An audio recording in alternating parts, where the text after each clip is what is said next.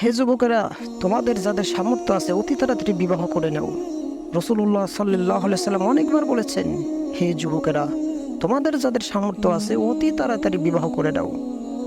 রাসূলুল্লাহ সাল্লাল্লাহু আলাইহি সাল্লাম কেন এত গুরুত্ব দিয়ে কথা বললেন?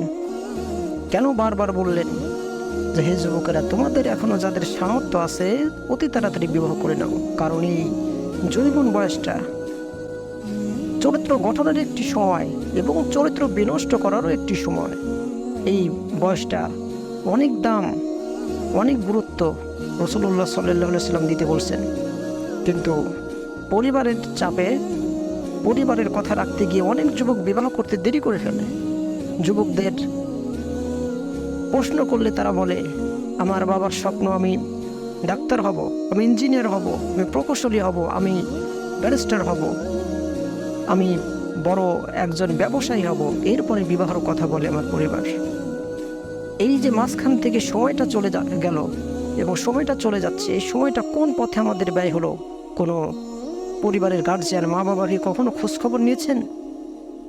চরিত্র যদি ধ্বংস হয়ে যায়, জেনা ব্যভিচারে যদি সন্তান এবং মেয়েরা যদি লিপ্ত হয়, এর পাপের ভার অবশ্যই মা বাপকে নিতে হবে। বিবাহ শাদীর পর কি ব্যবসা বাণিজ্য করা যায় না? বিবাহ শাদীর পর কি চাকরি বাকরি হয় না? বিবাহ শাদীর মধ্য দিয়ে কি ইনকাম করা যায় না? বিবাহ শাদীর মধ্য দিয়ে কি আপনার স্বপ্নের দুয়ারে কি পৌঁছানো যায় না? অবশ্যই যায়। কেন তাহলে সন্তানের দিকে ভাবে না তাকিয়ে, সন্তানদের চরিত্র গঠনের কাজ না করে তাদেরকে ধ্বংসের দিকে কেন ঠেলে দিচ্ছেন? বিবাহ শাদী যদি তাড়াতাড়ি দেওয়া হয়, ওই ছেলে সংসারের প্রতি তার মনোযোগ হবে, সংসারের প্রতি তাদের একটা দায়ভার তাদের উপর যখন চেপে বসবে, তারা আপন গতিতেই তারা ভালো হয়ে যাবে।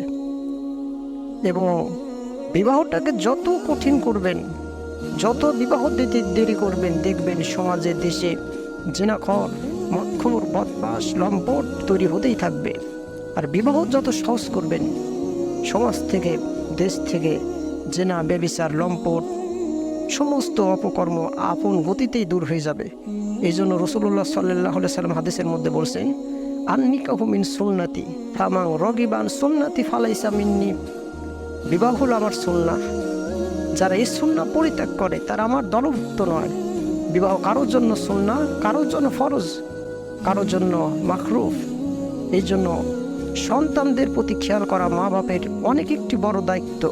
কারণ এই সন্তান যদি ধ্বংস হয়ে যায়, এই সন্তানের চরিত্র যদি নষ্ট হয়ে যায়, যদি খেয়াল না করি, অবৈধ সম্পর্ক, অবৈধ জেনার সাথে যদি লিপ্ত থাকে, জানার পরও বোঝার পরও যদি মা বাপ যদি এর উত্তম সিদ্ধান্ত না নেন, অবশ্যই কিয়ামতের দিন আল্লাহ তাআলার দরবারে আপনাদেরকে আসামির কাঠগড়ায় দাঁড়ানো লাগবেই।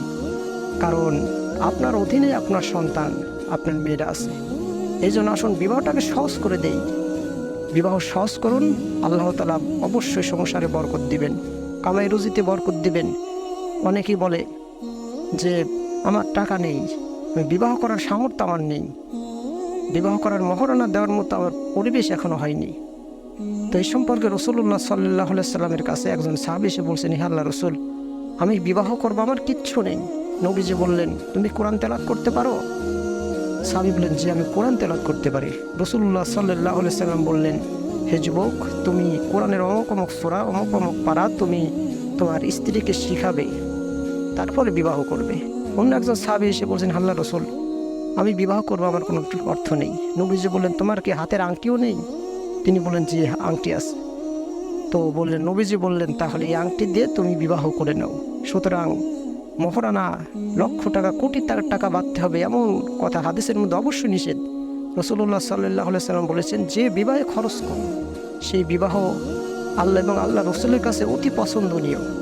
এই জন্য পরিবারের পরিস্থিতির উপর মহারণাটা বাঁধতে হবে। পরিবারের মেয়ের এবং ছেলের আর্থিক অবস্থার উপর, তার আর্থিক অবস্থার উপর মহারণা বাঁধতে হবে। সবার জন্য এক নয়। রাসূলুল্লাহ সাল্লাল্লাহু আলাইহি সাল্লাম 11টা বিবাহ শাদী করেছেন, সবার মহারণা এক ছিল না। এই জন্য পরিবারের পরিস্থিতির উপর ভিত্তি করে মহারণা বাঁধতে হবে। এই জন্য আসুন বিবাহটাকে সহজ করি। বিবাহ যদি আমরা সহজ করতে পারি, আপন গতিতে জেনা ব্যভিচার কমে যাবে, অন্যায় অশ্লীল কাজ কমে যাবে। কিয়ামতের দিন আমরা মা বাপ যারা আছি, আমরা দায়িত্বে যারা আছি, অবশ্যই আল্লাহ তাআলার দরবার থেকে